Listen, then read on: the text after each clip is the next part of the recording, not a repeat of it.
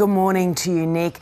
There's a lot about the language that we could read into this, isn't there?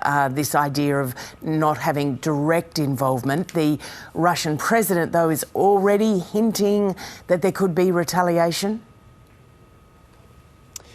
That's right, Lisa. Good morning. Russia says that it reserves the right to deploy what it's calling the most severe measures in response to this attack. And really, these are sights and sounds that Muscovites are not used to seeing over breakfast.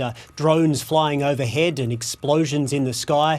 Officials say that 8 drones were spotted over the capital, and they say they were either able to shoot them down or to use electronic jamming to intercept them, although there was some damage that at least one of those drones apparently caused to an apartment block in the Moscow area.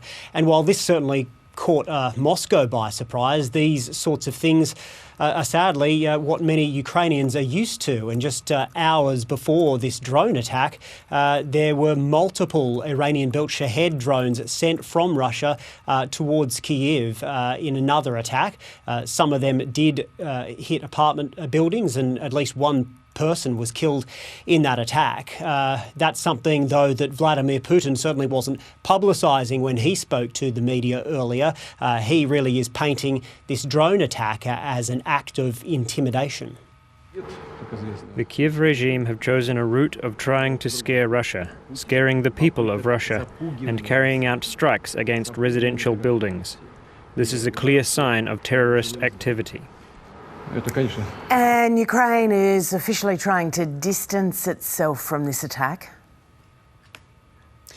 That's right, Lisa. While Ukraine says it has no direct involvement in this attack, at the same time, a spokesman for Ukraine's defence minister has said that this and everything that is happening in Russia right now is in direct response to Moscow's illegal war in his country. And Ukraine, of course, is heavily reliant on weapons and other support from the West, and any large-scale Ukrainian operation within Russian borders could have the effect of spooking some of Ukraine's Western allies.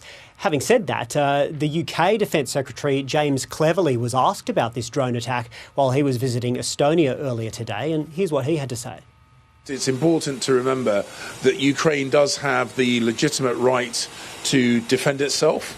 It has the legitimate right to do so within its own borders, of course, but it does also have the right to project force beyond its borders. And of course, the US remains by far the biggest contributor to Ukraine's war chest, and the White House says that it does not support any attacks within Russian borders.